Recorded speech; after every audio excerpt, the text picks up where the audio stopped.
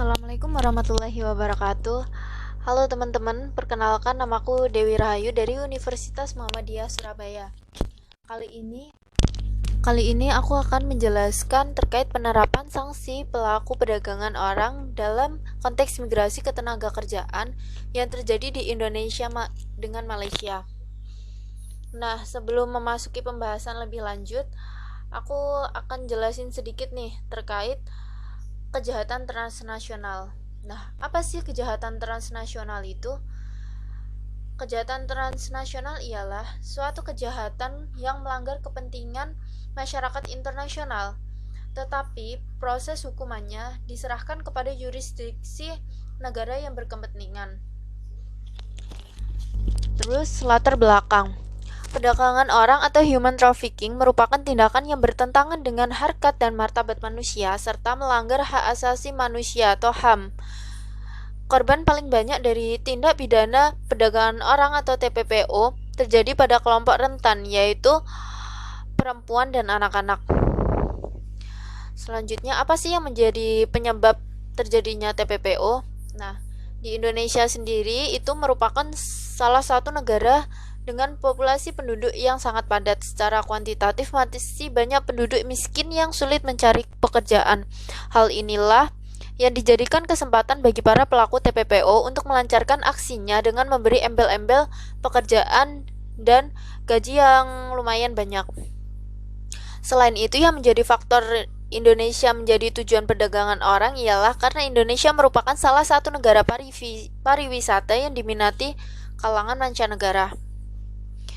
Nah, unsur TPPO merujuk pada pengertian TPPO pasal 1 angka 1 Undang-Undang Nomor 21 tahun 2007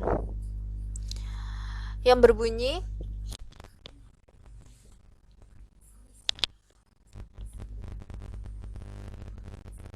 sebentar.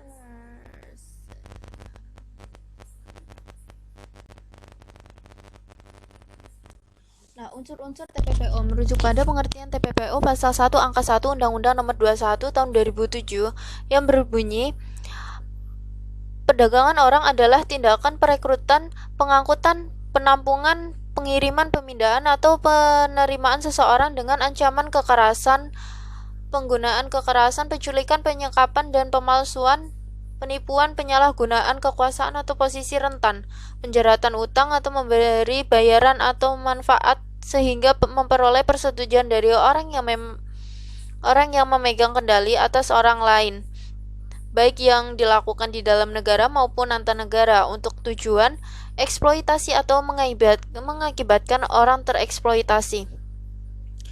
Nah, dari bunyi pasal tersebut kita dapat melihat ada 3 unsur. Yang pertama, proses, di mana proses ini ialah perekrutan, pengangkutan, penampungan, pengiriman atau pemindahan. Yang kedua, bisa dengan cara kekerasan, penculikan, penyekapan, pemalsuan, penipuan dan lain-lain. Yang ketiga, eksploitasi, yaitu adanya suatu tindakan dengan atau tanpa persetujuan korban yang meliputi pelacuran, kerja atau pelayanan paksa, perbudakan atau praktik serupa, penindasan, pemerasan, pemanfaatan fisik, seksual, organ reproduksi atau secara melawan hukum, memindahkan atau mentransplantasikan organ dan lain-lain.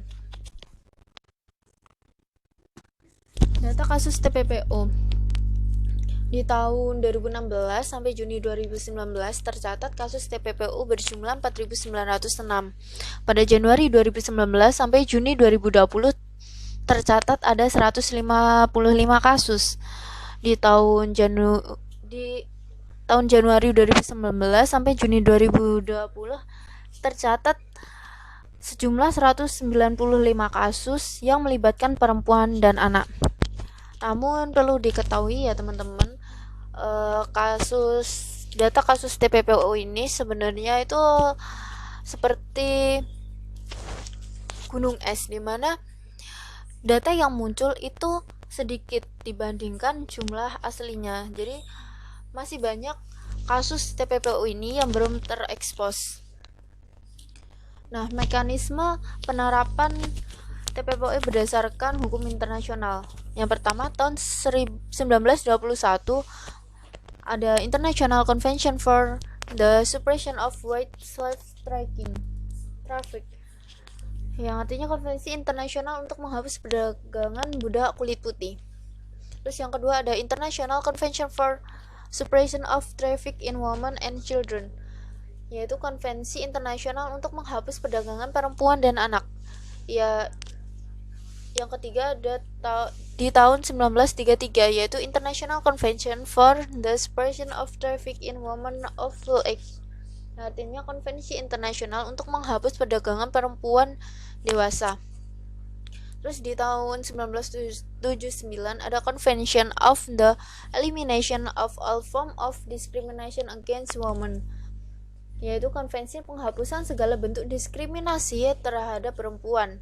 Terus di tahun 2000 ada Perserikatan PBB sebagai organisasi negara-negara yang telah mengatur dalam United Nations Convention Against Transnational Organized Crime, atau yang dikenal juga sebagai Konvensi Palermo. Nah, penerapan sanksi terhadap pelaku TPPO di Indonesia. Yang pertama itu ada Undang-Undang Nomor 21 Tahun 2007 tentang pemberantasan perdagangan manusia. Dijelaskan di pasal 3, yaitu setiap orang yang memasukkan orang ke wilayah negara Republik Indonesia dengan maksud untuk dieksploitasi di wilayah negara Republik Indonesia atau dieksploitasi di negara lain dipidana dengan pidana penjara paling singkat 3 tahun dan paling lama 15 tahun dan dipidana denda paling sedikit 120 juta dan paling banyak 600 juta rupiah. Terus di pasal 4 berbunyi, setiap orang yang membawa warga negara Indonesia keluar wilayah negara Republik Indonesia dengan maksud untuk dieksploitasi di luar wilayah negara Republik Indonesia dapat dipidana dengan penjara paling singkat 3 tahun dan paling lama 15 tahun dan pidana denda paling sedikit 120 juta dan paling banyak 600 juta rupiah. Terus pasal 5 yang berbunyi, setiap orang yang melakukan pengangkatan anak dan menjanjikan sesuatu atau memberikan sesuatu dengan maksud untuk dieksploitasi dipidana dengan pidana penjara paling singkat 3 tahun dan paling lama 15 tahun dan pidana denda paling sedikit 120 juta dan paling banyak 600 juta rupiah. Terus di pasal 6 berbunyi, setiap orang yang melakukan pengiriman anak ke dalam atau ke luar negeri dengan cara apapun yang mengakibatkan anak tersebut tereksploitasi dipidana dengan pidana penjara paling singkat 3 tahun dan paling lama 15 tahun 15 tahun penjara dan pidana denda paling sedikit 120 juta dan paling banyak 600 juta rupiah. Nah, yang kedua ada pasal 297 KUHP yang berbunyi, perdagangan wanita dan perdagangan anak laki-laki yang belum cukup umur dapat diancam dengan pidana penjara paling lama 6 tahun. Terus yang terakhir ada Undang-Undang Nomor 18 Tahun 2017. Yang terakhir ada Undang-Undang Nomor 18 Tahun 2017 terkait perlindungan pekerja migran Indonesia. Di sini ada pasal 5 yang berbunyi, setiap pekerja migran Indonesia yang akan bekerja di luar negeri harus memenuhi persyaratan. Yang pertama, berusia minimal 18 tahun. Yang kedua, memiliki kompetensi. Yang ketiga, sehat jasmani dan rohani. Yang keempat, terdaftar dan memiliki nomor kepesertaan jaminan sosial, dan yang terakhir memiliki dokumen lengkap yang dipersyaratkan. Terus di pasal 68 terdapat setiap orang dilarang melaksanakan penempatan yang tidak memenuhi persyaratan pekerja migran Indonesia sebagaimana dimaksud dalam pasal 5 huruf B sampai dengan huruf E. Terus yang terakhir ada di pasal 83 yang berbunyi setiap orang yang tidak memenuhi persyaratan sebagaimana dimaksud dalam pasal 68 yang dengan sengaja melaksanakan penempatan pekerja migran Indonesia dapat dipidana dengan pidana penjara paling lama 10 tahun dan denda paling banyak 15 miliar rupiah. Nah, di sini saya mengambil contoh kasus di Malaysia yang baru-baru ini terjadi saat pandemi. Di tengah-tengah pandemi perdagangan orang dengan cara menyelundupkan para tenaga kerja atau TKI secara ilegal ke Malaysia tetap berlangsung. Tak hanya TKI, para pelaku juga menyelundupkan tenaga kerja asing atau TKA asal India ke negeri jiran. Padahal Malaysia sudah menerapkan kebijakan lockdown guna mencegah penyebaran corona. Beruntung aksi tersebut berhasil digagalkan oleh Polda Riau saat 15 TKI dan 2 TKA asal India sudah duduk di atas speedboat bersiap-siap hendak berangkat ke Malaysia di desa Sungai Cingam Rupat Bengkalis. Dalam hal ini para korban diberangkatkan melalui jalur ilegal serta para pelaku mematok tarif 8-10 juta per orang untuk warga negara India dan TKI sebesar 2,5 hingga 3 juta per orang, ujar Sunarto. Nah, dalam hal ini saya sendiri menyimpulkan bahwasannya berdasarkan kasus di atas, pandemik tidak menjadi hambatan bagi para pelaku untuk menggencarkan aksinya dan perlu disadari bahwasannya perdagangan orang tiap tahunnya mengalami peningkatan. Apalagi di masa pandemi ini banyak masyarakat yang terkena PHK dan merasakan sulitnya mencari pekerjaan.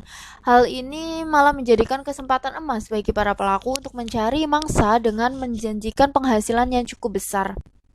Dari analisa kasus di atas, para pelaku sendiri dapat dikenakan sanksi pidana berupa penjara paling singkat 3 tahun dan paling lama 15 tahun sesuai dengan pasal 4 Undang-Undang Nomor 21 tahun 2007 tentang pemberantasan tindak pidana perdagangan orang, junto pasal 83 Undang-Undang Nomor 18 tahun 2017 tentang tindak pidana perlindungan pekerja migran Indonesia.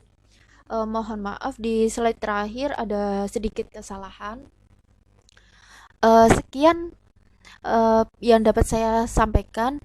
Jikalau banyak kesalahan di saat saya menyampaikan presentasi ini, saya mohon maaf yang sebesar-besarnya.